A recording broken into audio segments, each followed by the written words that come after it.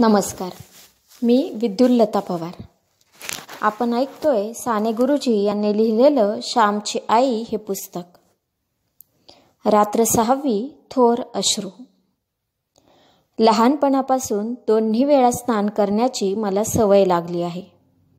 श्यामने सुरुवात केली. संध्याकाळी मी खेळावयास जात असे.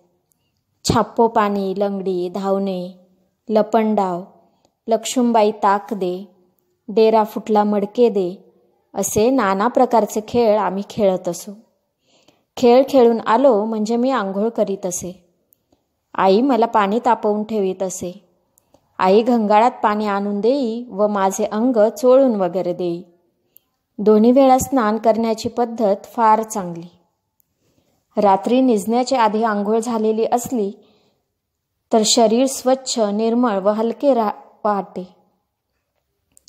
निजावयाच्या आधी आपण प्रार्थना म्हणतो. हे मनाचे स्नान.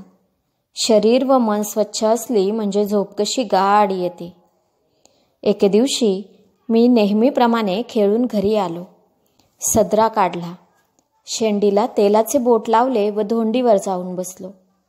आंघोळीची एक मोठी धोंड होती. आंघोळीचे पाणी तोंडलीच्या वेलास जात होते. संध्याकाळची आंघोळ. तिला फारसे पाणी लागत नसे.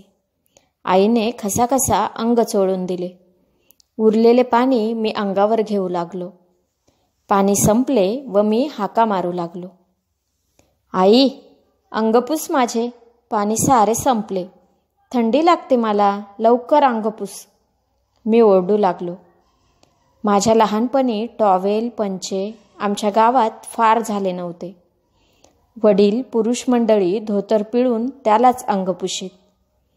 एखादे जुनेर मुलांचे अंग पुसण्यासाठी असे.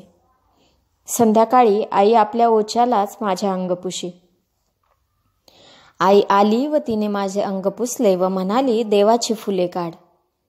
मी म्हटले, माझे तळवे ओले आहेत, त्यांना माती लागेल, माझे खालचे तळवे पुस.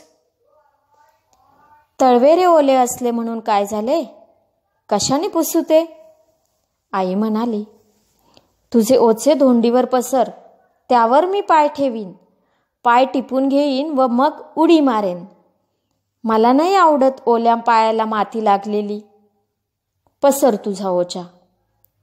मी हट्ट धरून म्हटले, हट्टी आहेस हो श्याम अगदी.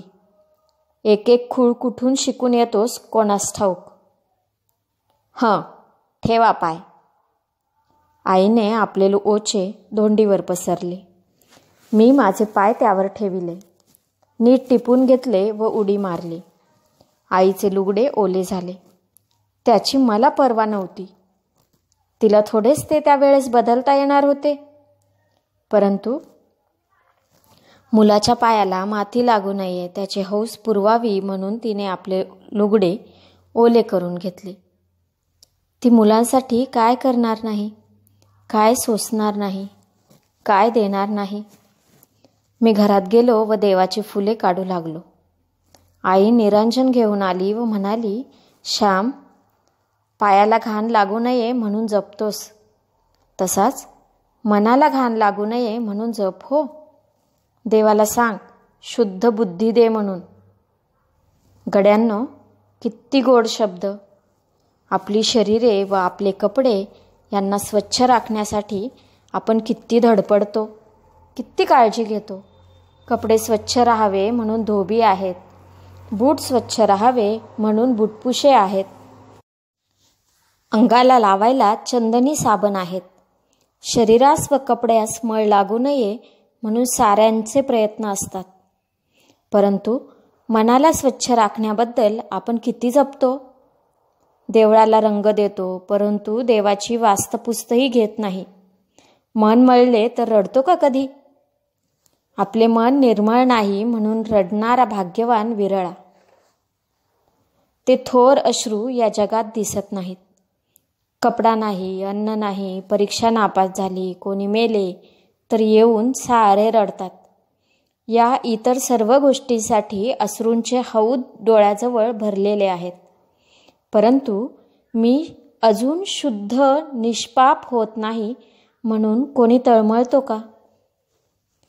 अजून माझे मन घाणीत बरबटलेले आहे असे मनात येऊन कितीकास वाईट वाटते. मीराबाईने म्हटले आहे, असुवन जल सिंच सीच प्रेमवेली बोई. अश्रूंचे पाणी घालून प्रेमाची, ईश्वरी भक्तीची वेल मी वाढविली आहे. हा मीराबाईचा चरण मी कितीदा तरी गुणगुणत असतो. अश्रूंनी तुडुंब भरलेल्या हृदयातच भक्तीच्या कमळाचा जन्म होत असतो.